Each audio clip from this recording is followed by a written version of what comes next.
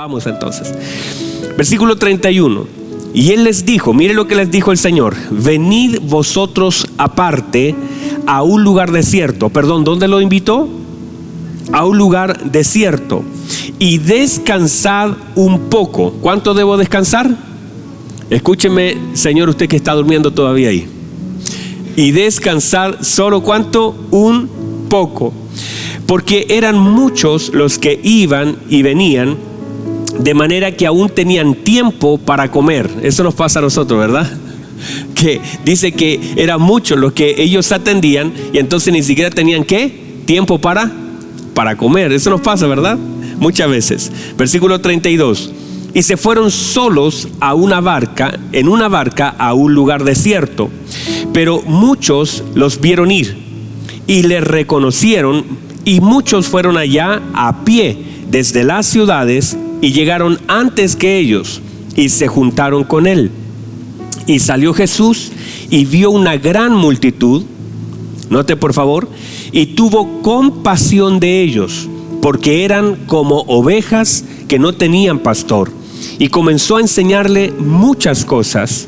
¿Cuántas cosas les enseñó? Muchas cosas.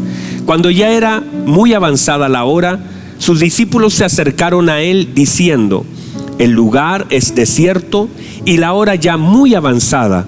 Despídelos para que se vayan a los campos y aldeas de alrededor y compren pan. ¿Qué debemos comprar?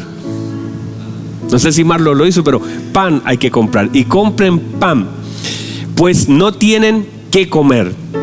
Respondiendo él y les dijo: dadle vosotros de comer.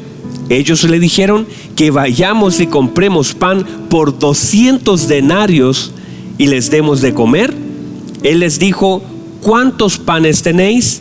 Id y vedlo. O sea, vayan a ver cuánto tienen. Eso le dijo el Señor. Y al saberlo, dijeron: 5 y 2 peces. Y les mandó que hiciesen recostar a todos por grupos sobre la hierba verde. Y se recostaron por grupos de 100 en 100 y de 50 en 50. Entonces tomó los 5 panes y los 2 peces, y levantando los ojos al cielo, bendijo y partió los panes y dio a sus discípulos para que pusiesen delante, y repartió los peces entre todos.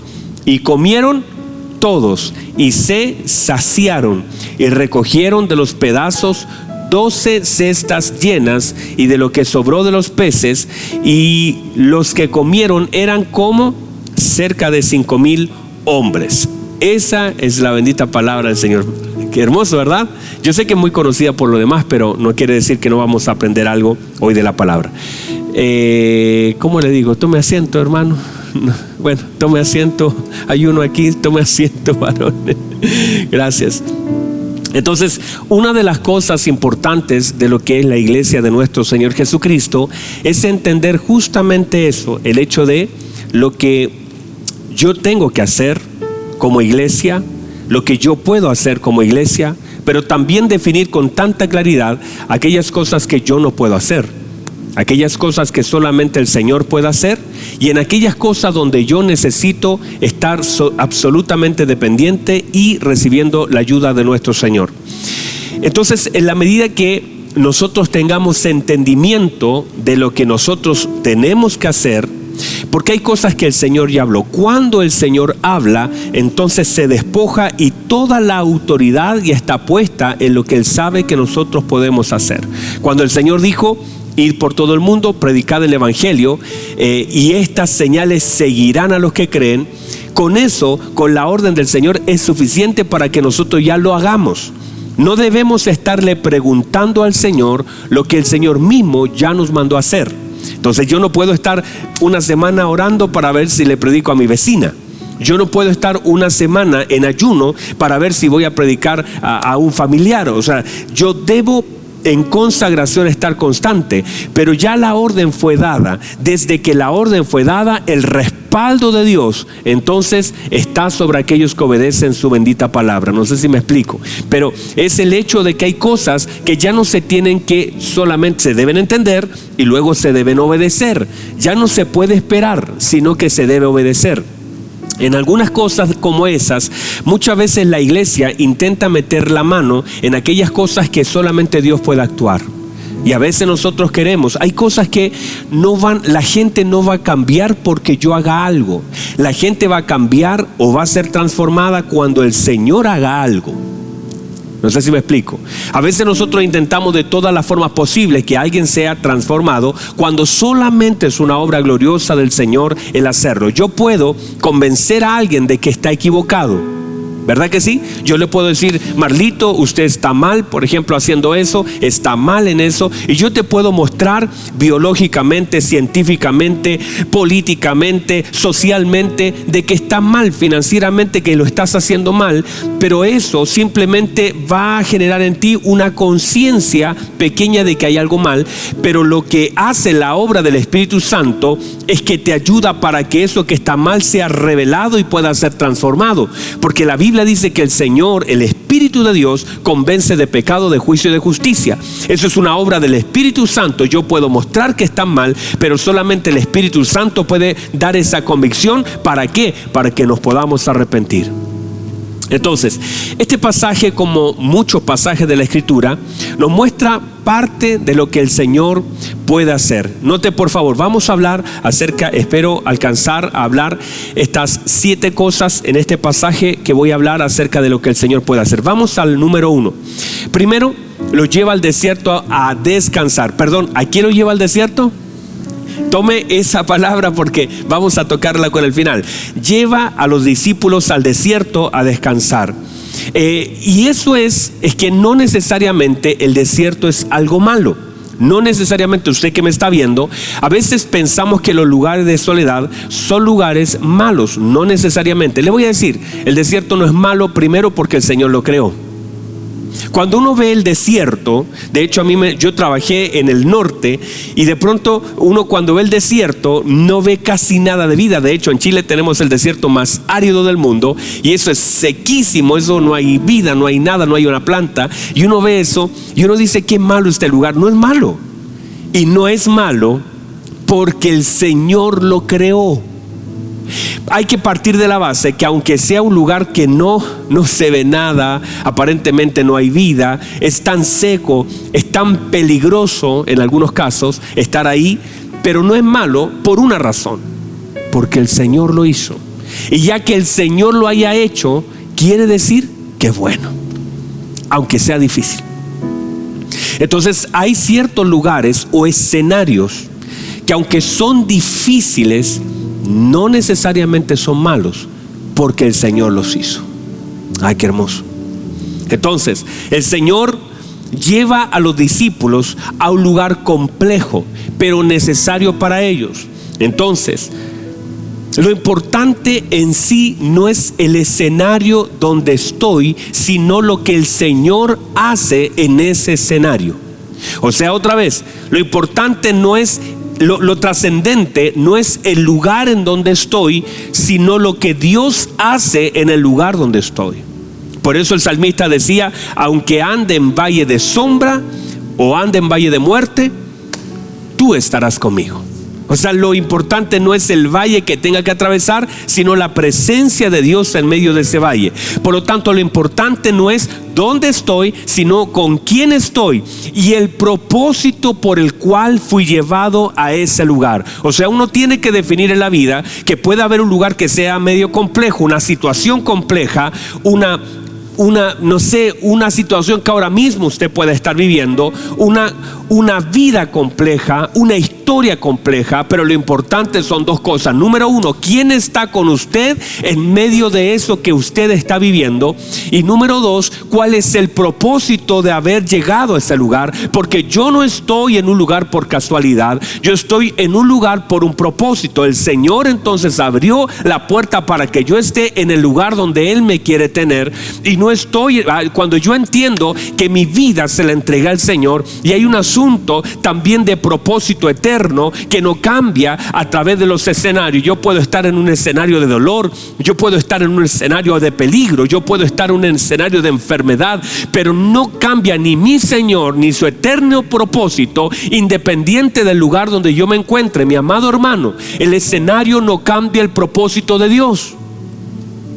El escenario no cambia el propósito de Dios, ni tampoco el escenario aleja la presencia de Dios. Puede ser muy difícil, puede ser muy complejo, puede ser muy doloroso, pero lo que el Señor ha dicho, la presencia de Dios, y cuando el Señor nos hizo la promesa hermosa, yo estaré con vosotros todos los días hasta el fin del mundo. Entonces quiere decir que no importa el escenario donde yo esté, y que no cambia ni el escenario ni cambiará el propósito, solamente que el Señor espera que en el lugar donde yo esté, mi corazón sea entrenado, mi mente sea entendida y mi espíritu esté confiado en lo que el Señor está haciendo y quiere hacer.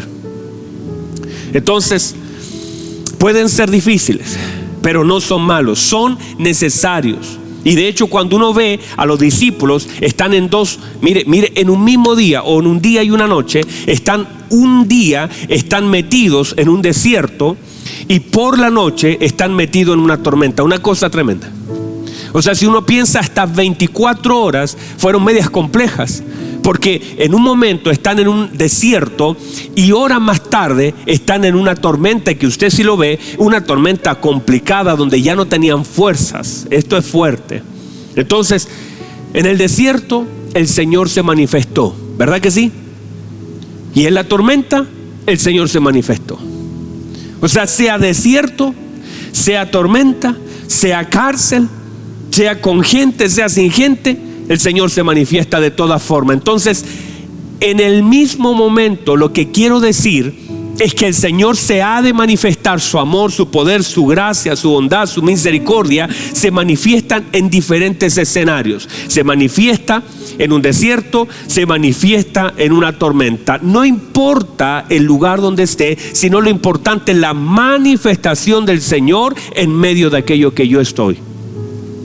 Número 2, el Señor puede llevarme a un escenario difícil y hacerme aún descansar en Él.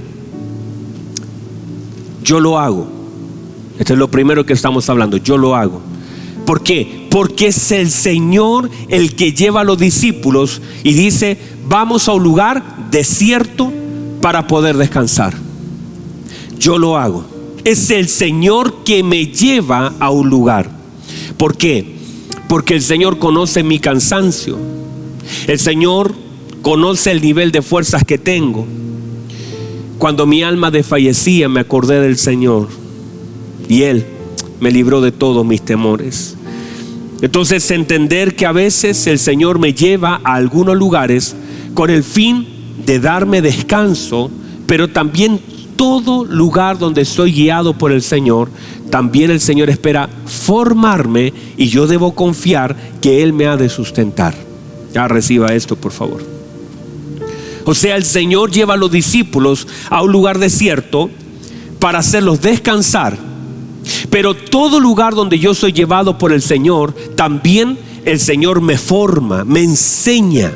Yo tengo que entender que hay lugares donde soy llevado por el Espíritu de Dios, porque ahí, en ese lugar, muchas veces el Señor me hace descansar. Y no solamente eso, sino también en los escenarios forman la vida del creyente. Y en esos lugares, no importa donde yo esté, el Señor me ha de sustentar, el Señor me ha de guardar. Si el Señor me lleva, el Señor me sustenta. Diga amén a eso, diga gloria a Dios. Entonces, es el Señor llevando intencionalmente a sus discípulos a lugares para que ellos puedan descansar. A veces hay escenarios que no entiendo por qué los vivo. Quizás donde no hay personas. Digo, por ejemplo, voy a decir esto: de pronto una puerta se cerró, de pronto un trabajo se cerró, de pronto el arriendo se terminó, de pronto algo cambió.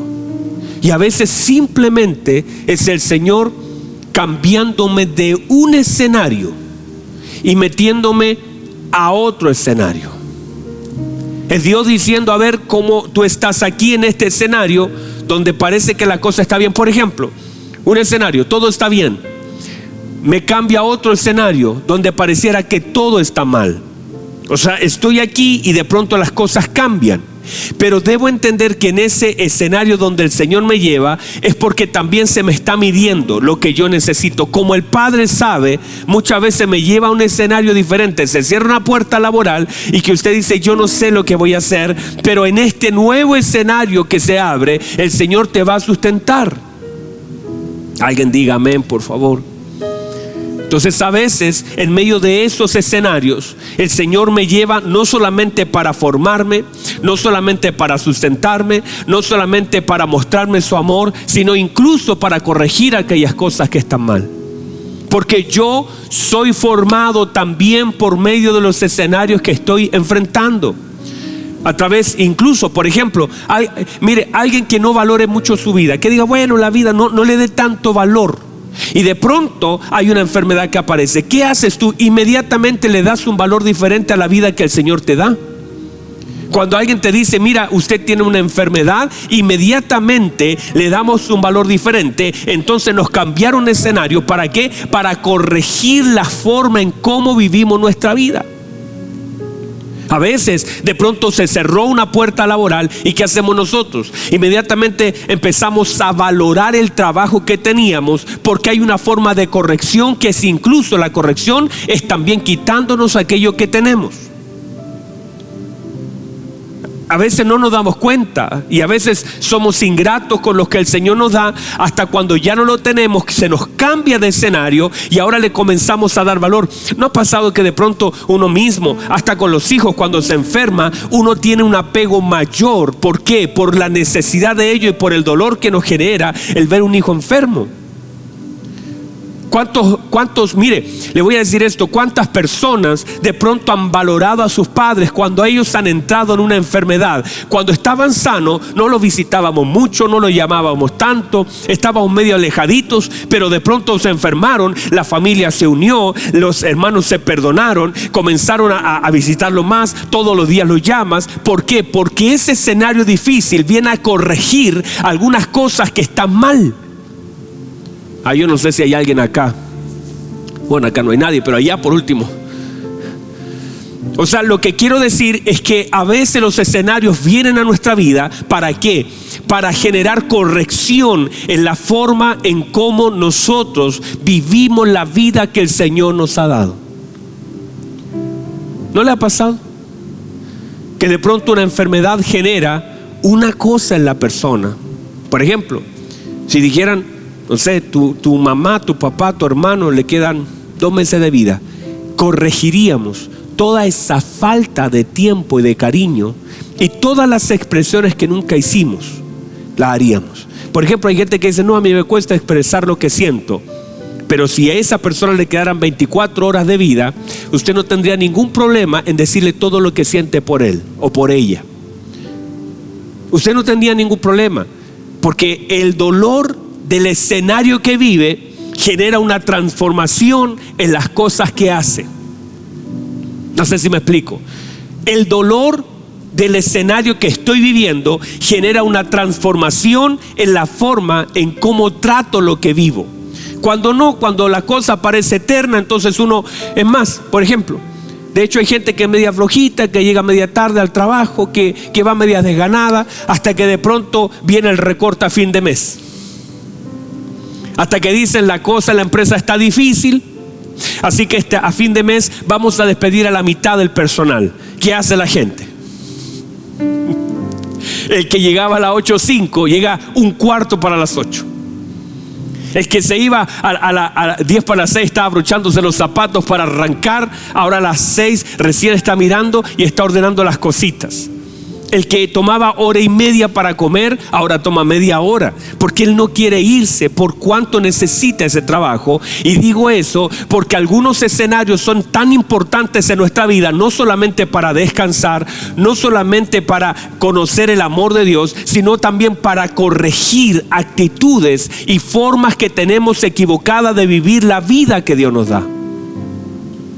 No sé si me explico. De pronto tú estás bien, es más, una vez no cuida el cuerpo, come cualquier cosa hasta que de pronto llega un diagnóstico y ahora le pones atención a todas las cosas que comes y dices, esto no lo voy a comer, o me voy a restar, o lo voy a comer menos. ¿Por qué? Porque el cambio de escenario también genera un cambio de conducta, que a veces es correctiva. O sea, yo no puedo hacer lo mismo en medio del mar que en el desierto. Tengo actitudes diferentes, y a veces entonces el cambio de escenario viene a corregir actitudes de la vida. El hecho de que de pronto hay cosas que no nos pasó. Mire, hace días atrás ocurrió una desgracia tremenda. Yo sé que todos nosotros fuimos impactados por una noticia, y sobre todo era una familia venezolana de un niño pequeñito, 5 años, y que nos pidieron hasta la oración cuando cayó de la ventana piso 17. ¿Te acuerdas que eso fue muy triste hace una semana atrás? Y todos quedamos impactados. Yo sufrí mucho porque un niño de 5 años tiene la misma edad de mi hijo, y eso provocó, el papito creo que salió, el niño se subió a un lugar y tristemente ocurrió esa triste tragedia, y que de lo cual lamentamos y nos dolió tanto, y oramos al Señor también por esa situación. Pero ese cambio de escenario también que generó que muchas personas pusieran malla en sus departamentos, que mucha gente valorara, abrazaran a sus hijos. De hecho, yo recuerdo que mi papá inmediatamente me llama y me dice, ¿cómo están los niños? ¿Por qué? Porque a veces un escenario diferente genera conductas distintas. Ahora, qué triste es que teniendo toda la oportunidad de hacer las cosas bien y viendo la mano del Señor, por eso el Señor le dice a Israel, mire lo que le dice a Israel: cuídate de no olvidarte del Señor. Israel, cuida de no olvidarte del Señor, que te sacó de un escenario llamado Egipto, que te metió durante 40 años a un escenario llamado desierto, y que te ha llevado y te introduce a una tierra que fluye leche y miel, donde no vas a comer el pan con escasez, donde está bendecida la arteza de amasar, donde los campos fluirán, donde no faltará fruto en los árboles. Pero no te tienes que olvidar, en este escenario, no te olvides del Señor que te sacó, no te olvides del Señor que te sustentó, y no te olvides del Señor que te abrió la puerta a este nuevo escenario. Yo no sé si hay alguien ahí, pero es justamente lo que el hombre hace, que en algunos escenarios el hombre se olvida del Señor, o algunos escenarios en la vida hacen que la gente se vuelva absolutamente dependiente. Mire, yo estuve trabajando con un hombre muy orgulloso, muy altivo, cuando hice mi práctica. Él no era creyente, por supuesto, porque no existen los creyentes altivos ni orgullosos, ¿verdad que no? Y estaba con ese hombre, un hombre que era complicado en su carácter hacia la gente, muy, muy complicado. Altivo, orgulloso, arrogante, humillaba a algunas personas que estaban ahí. Y ese hombre tenía un corazón tan duro. Años después viene una crisis en nuestro país, y yo veo por esas cosas que el Señor me permite ver, las noticias, y yo veo al mismo hombre que tenía una actitud tan arrogante y altiva, lo veo dando una entrevista en la televisión. Me llama la atención, lo reconocí inmediatamente y quedo pegado en la televisión, lo veo y uy, dije, este era mi ex jefe. A mí, gracias al Señor, no me trató mal, gracias al Señor. Y pobre que me haya tratado mal, porque el fuego del Señor, no, nunca el Señor me dio gracia. Qué hermoso es eso. Míreme, qué hermoso es tener la gracia del Señor. Y hay una cosa impresionante, cuando tú, hermano, creces en gracia, la gente que incluso es mala te trata bien. Hay una gracia del Señor que te cubre delante de las personas. Una cosa impresionante. El hombre a mí nunca me hizo nada, gracias al Señor. Siempre me trató con honra y respeto. Pero a mis compañeros los trataba muy mal. Y cuando veo la noticia y veo un hombre transformado, yo dije, este se convirtió. Y estaba diciendo esto: Yo quiero agradecer a la municipalidad. Yo perdí mi casa, mi trabajo, mi familia, perdí todo. Estaba prácticamente en la calle, no tenía nada. Y la municipalidad extendió su mano, me dio un trabajo municipal con un bono. Estaban ganando en ese tiempo 400,000 pesos. Ese hombre ganaba más de 5 millones de pesos en ese tiempo, año 99. Y ahora estaba ganando 400,000 pesos y decía: yo no tengo ya nada, pero agradezco a la municipalidad todas las gestiones que han hecho para ayudarme, para darme un trabajo, un espacio. Y yo, cuando lo escuchaba hablar, decía: ¿cómo un escenario cambió la conducta de un hombre? Ahora, si eso pasa en una persona que no conoce al Señor, a veces nosotros, los escenarios que Dios nos permite vivir, también vienen a corregir algunas cosas. De hecho, piense esto, piense solamente por un minuto. Yo sé que ustedes, la mayoría, por supuesto, los que están viéndome, se levantaron ya, están tal vez en su camita, tal vez. ¿Qué pasaría si usted supiera que tiene solamente los próximos 7 días que vienen con sus hijos? ¿Sabe lo que haría ahora mismo? Partiría a abrazar a su hijo, le oraría por él, lo abrazaría, lo amaría. Si usted supiera que le quedan 5 días de vida a su padre, todo lo que no le dijo se lo diría. Rompería cualquier cosa que haya dañado la relación, porque los escenarios también vienen a corregir conductas en nuestra vida. Pero qué triste esperar un escenario difícil para corregir cosas que a través de la palabra pueden ser corregidas. Si nosotros nos permitiéramos esa obra del Espíritu Santo nosotros, y nos hiciéramos y volviéramos nuestro corazón al Señor, míreme lo que le voy a decir: evitaríamos muchos escenarios de corrección. Muchos escenarios de corrección. Si nosotros fuéramos obedientes a la palabra del Señor y buscáramos el hacer la voluntad del Señor, evitaríamos muchos escenarios que son correctivos en la vida del creyente. Diga amén, diga gloria a Dios, diga aleluya. Wow. Vamos al número 3. Es que yo tengo acá una palabra tan hermosa y yo sé que voy en la 3. Me quedan todavía 4. Espéreme un poco, por favor.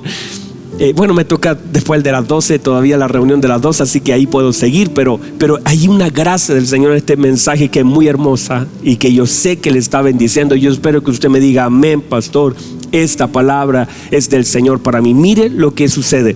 Número 3, voy a hablarle un minuto sobre lo que es la compasión de Cristo.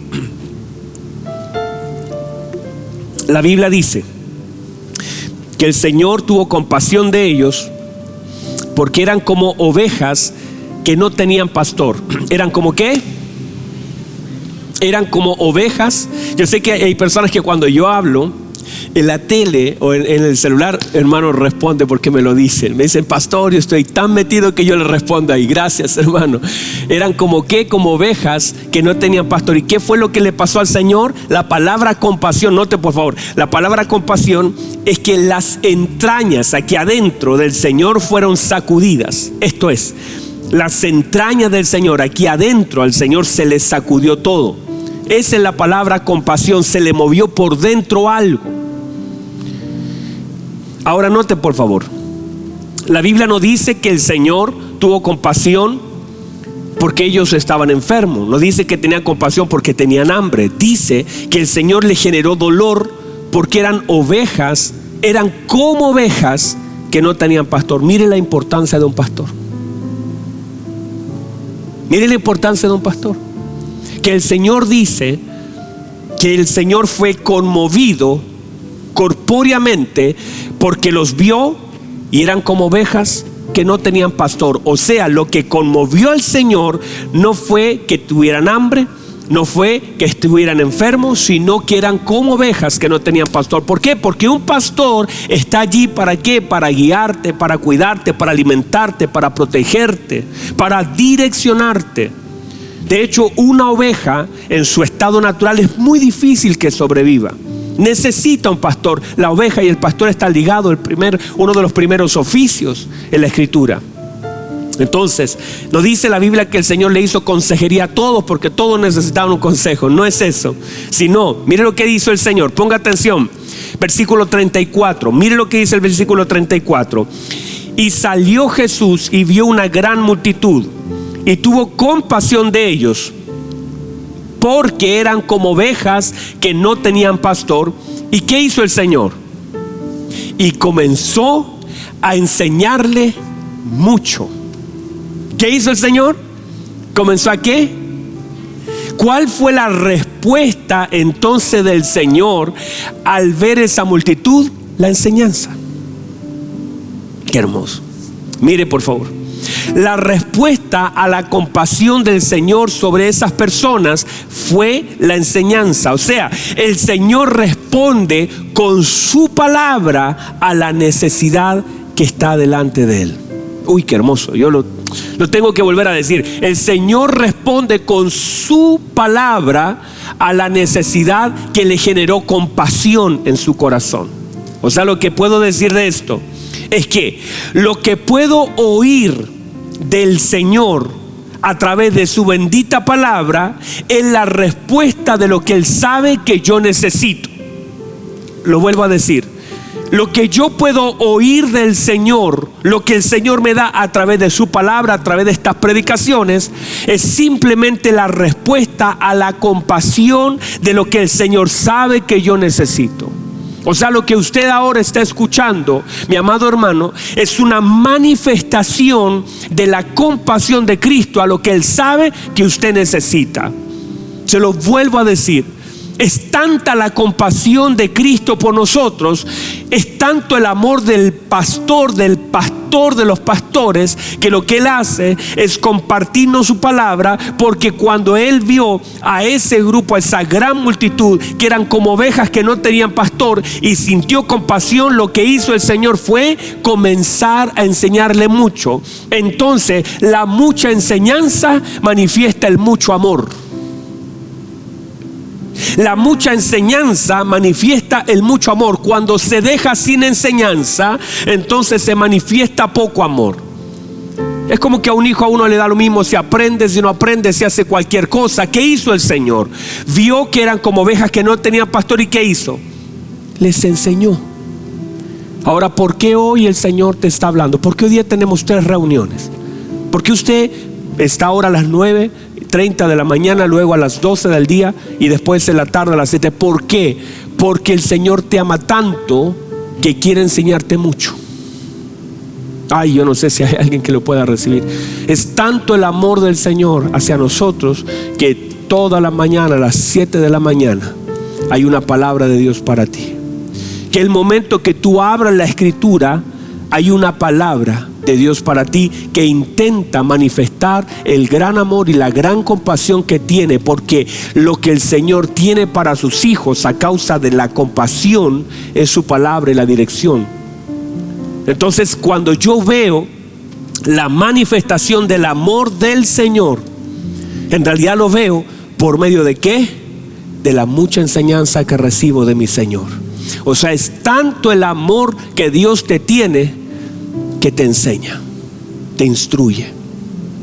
Y yo no sé si hay alguien acá todavía, pero es tanto el amor de Dios hacia su vida, que lo que Dios dice: voy a expresar mi amor hacia ti por medio de la enseñanza. Te amo tanto que te voy a enseñar. Te amo tanto, hijo, que te voy a instruir. Te amo tanto que te voy a corregir. De hecho, Hebreos dice que si el Señor toma a un hijo como un hijo suyo, lo disciplina. Porque dice el Señor: si lo dejo de disciplinar, sería un bastardo y no un hijo. Por eso, al hijo que Él toma, lo corrige, lo disciplina. Esa es una forma de amor. Si yo viera a mi hijo que hace cualquier cosa, si yo viera a mi hijo que rompe todas las cosas y no lo disciplinara, sería falta de amor. Por eso, una de las expresiones de amor hacia un hijo es la enseñanza. Y yo veo ahí a mi Señor Jesucristo mirando a la gente y diciendo: me duele aquí, me duele el corazón. Y me duele tanto el corazón al ver lo que no tienen, que les voy a enseñar mucho. Y la Biblia dice que les comenzó a enseñar, porque justamente el amor del Señor se expresa por medio de la enseñanza que recibimos de Él. La Biblia es la expresión del amor del Padre hacia nosotros. Nos enseña en Génesis, nos enseña en Éxodo, nos enseña en todos los libros de la Escritura. Es una forma de la expresión del amor. Hay tanta enseñanza que toda la enseñanza tiene directa relación con todo el amor. Por eso la Biblia dice, después que el Señor resucitó, mire, estuvo 40 días después de haber resucitado, y que pudo haber dicho, bueno, ya les enseñé todo. No, la Biblia dice que durante esos 40 días les comenzó a enseñar por qué. Y aún el Espíritu Santo dice que nos enseñará. Yo no sé si hay alguien ahí. Es que la expresión del amor de Dios en la vida de sus hijos es a través de la enseñanza. Por eso esto que usted ahora está recibiendo es una expresión del amor de Dios. No lo vea como, ay, qué difícil, qué duro. ¿Por qué el Señor? Porque cada vez que usted es enseñado, usted recibe lo que es el mucho amor de Dios para con su vida. Se me acabó el tiempo. Voy a hablar acerca de lo que tengo y lo que necesito. Voy a hablar acerca del descanso, que es el verdadero descanso. Y bueno, tengo que seguir hablando, pero ya se nos acabó el tiempo. Pero hay una hermosa presencia del Señor. ¿Sabe por qué? Porque cuando nosotros operamos, mírenme por favor, cuando nosotros comenzamos a hablar de la palabra del Señor, el Espíritu de Dios comienza a fluir. Y sé que ahí donde usted está, la gracia del Señor comienza a fluir. Y usted va a ver a Timoteo.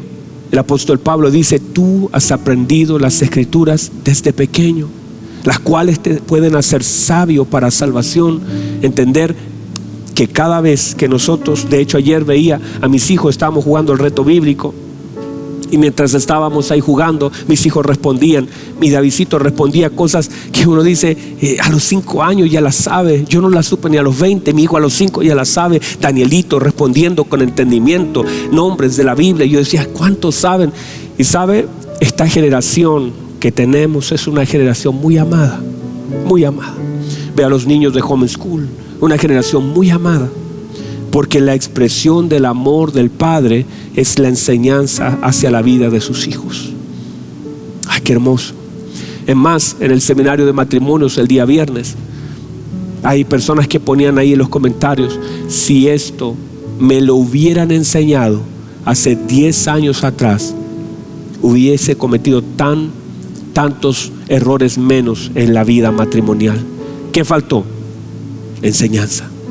Y la enseñanza entonces es una expresión del amor de Dios. Por eso la Biblia dice que les comenzó a enseñar mucho, porque tuvo mucha compasión, y la expresión de esa compasión en amor es la mucha enseñanza. Usted no desprecie la enseñanza, ame la enseñanza.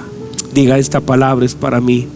El Señor me está hablando, esta palabra es para mí, porque esta palabra justamente es para usted. Por cuanto el amor de Dios se expresa también a través del verbo hecho carne, la palabra del Señor. Reciba eso. Cierre sus ojos un momento ahí donde está. Amado Dios, santo, amado Dios, es tanto lo que nos amas, Señor. Es tanto lo que nos amas.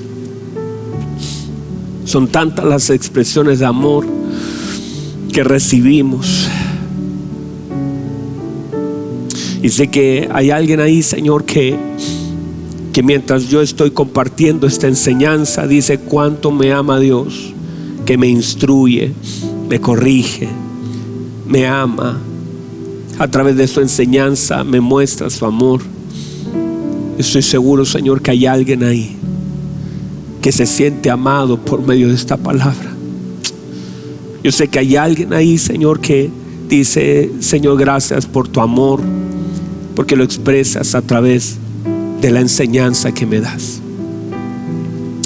Yo bendigo, Señor, a mis hermanos, aquellos que ahora mismo están conectados con esta palabra. Los bendigo, Dios. Su Espíritu Santo se mueve de una forma gloriosa, tocando, llenando. Ahí está su presencia y cada una de sus palabras en los diferentes escenarios que vivimos. corrigiendo a través incluso de aquello que vivimos. Es una expresión de su gracia y una oportunidad hermosa que usted nos da. Que su presencia fluya, fluya, fluya, fluya, fluya. Fluye, Espíritu Santo, ahí, tocando, llenando el corazón de alguien. Cuando su palabra es predicada, también su palabra es respaldada. Cuando su palabra es predicada, su palabra respaldada. Ahí está, Señor. Aleluya. Hermoso Jesús. Recíbelo, por favor, recíbelo. Hay una hermosa presencia del Espíritu Santo de Dios. Deja que el Espíritu Santo te llene, te toque, inunde ese hogar, inunde esa casa con su hermosa presencia. Vamos, vamos.